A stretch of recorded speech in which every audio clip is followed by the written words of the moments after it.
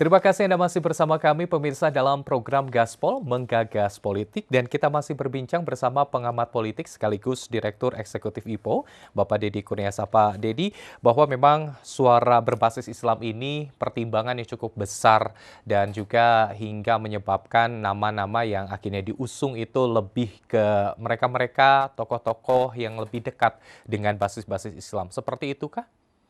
Ya, itu kan semacam keharusan yang seharusnya dalam artian bahwa konstelasi kita tidak mungkin bisa dibebaskan dari pemilih mayoritas. Dan pemilih mayoritas kita adalah kelompok-kelompok Islam itu. Ya, persoalannya adalah ada gerakan-gerakan dalam organisasi di pemilih Islam, itu lain soal.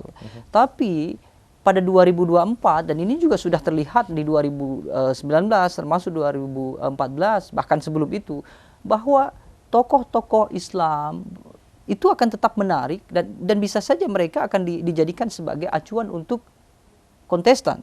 Misalnya kita sudah pernah mengenal yang namanya Hamzah Has, kemudian juga Hasyim Muzadi, kemudian juga Yusuf Kala. Semuanya adalah kelompok-kelompok sekaligus aktivis dari kelompok Islam. Meskipun Hasyim Muzadi tidak berhasil untuk memenangi pertarungan. Bahkan meskipun tidak ada jaminan menang, tetap saja itu sebagai bagian dari propaganda tetap diperlukan. Maka di 2024 ke depan, kelompok Islam akan tetap diperhitungkan. Nah, yang jadi masalah sekarang adalah, kalau kemudian yang mengacu secara langsung agenda-agenda pemilih Islam ini sudah ada yang mengusung, dalam artian adalah Anies Baswedan dengan Muhaimin Iskandar. Muhaimin Iskandar adalah santri, kelompok dari keluarga yang betul-betul mendirikan NU sejak awal dan sekarang juga memimpin partai dengan basis suara mayoritasnya adalah mayoritas Nahdliyin. Mungkin baik PDI Perjuangan maupun Koalisi Indonesia Maju, mereka berpikir untuk melakukan pengimbangan. Bisa saja mengimbangi Muhaimin dan PKB itu dengan cara menunjuk tokoh-tokoh Islam, tokoh-tokoh senior dari PBNU kah atau dari kelompok yang lain untuk bisa masuk sebagai kontestan, atau mereka kemudian menggeser kebutuhan itu. Kebutuhannya sekarang bukan persoalan tokoh Islam menjadi cawapres, tapi tokoh-tokoh Islam itu harus bisa masuk dalam gerbong, lalu mereka menjadi tim sukses. Nah, dalam situasi ini saya kira akan banyak sekali yang muncul.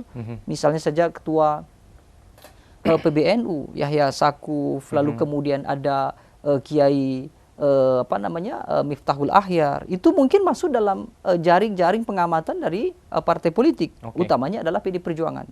Tapi mereka yang terpilih atau ditentukan menarik sebagai bacawa pres atau sebagai cawapres adalah tokoh-tokoh yang memang punya potensi meningkatkan suara dari capresnya, sekaligus memang punya daya tawar yang bagus bagi publik. Oke, baik. Jadi memang ada dua kemungkinan dalam proses pemilihan bacawa pres ini, tentunya juga berbasis Islam ini menjadi dasar, tetapi juga bisa saja tidak masuk sebagai bacawa pres, tetapi bisa menjadi tim sukses untuk memperoleh raihan suara. Tapi di dalam masing-masing koalisi tentunya, baik itu koalisi Indonesia Maju ataupun juga koalisi di PDI Perjuangan, apakah para partai-partai pendukung ini juga mempunyai daya tawar untuk mengajukan bakal calon wakil presidennya seperti itu, yang akhirnya juga menjadi bahan pertimbangan bagi capres sendiri untuk memutuskan siapa yang dalam tanda kutip tawarannya cukup menarik seperti itu.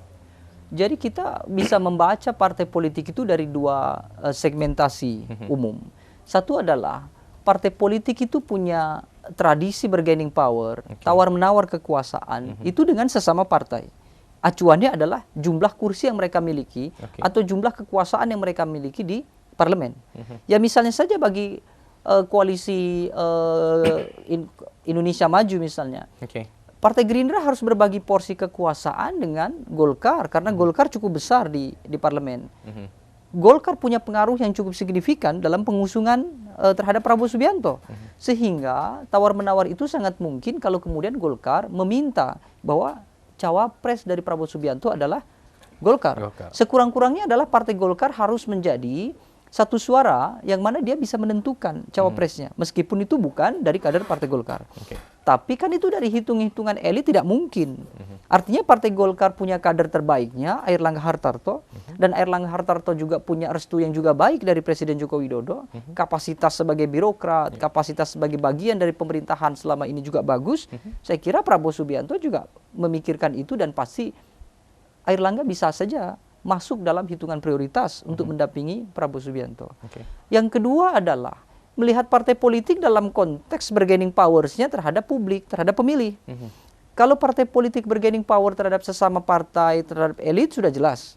Kekuasaan mereka dihitung dari jumlah kursi yang dimiliki di parlemen. Oke. Semakin besar, semakin banyak jumlah kursinya, maka semakin mungkin dia bisa tawar-menawar.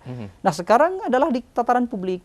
Dalam catatan IPO misalnya, kami setiap survei kan pasti selalu bertanya, kira-kira seberapa besar responden itu percaya terhadap partai politik.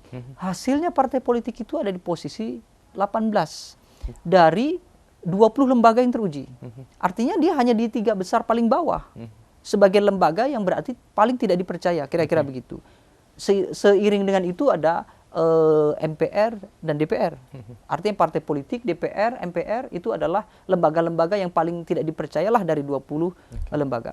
Dengan kondisi itu, mereka tidak bisa menjanjikan bahwa dengan bergabungnya Golkar, PAN, berarti mereka bisa meningkatkan elektabilitas yang cukup besar. Tidak bisa. Kenapa? Karena publik akan melihat secara langsung dari sisi ketokohan. Nah, di sini juga sebetulnya partai punya kesempatan bahwa tokoh yang mereka sodorkan untuk mendampingi capres itu kalau mendapatkan tingkat akseptabilitas yang tinggi dari publik, maka besar kemungkinan capresnya juga akan menerima itu.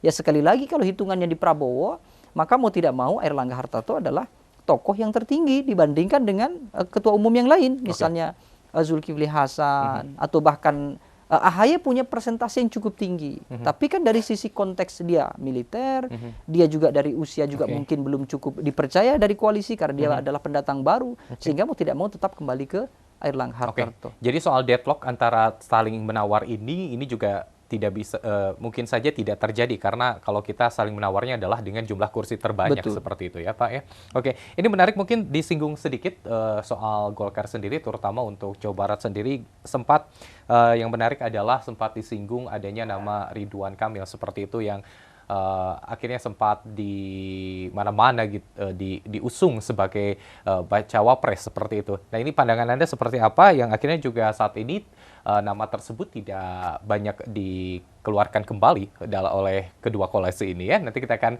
kembali lanjutkan perbincangan kita, pemirsa tetaplah bersama kami dalam program Gaspol Menggagas Politik.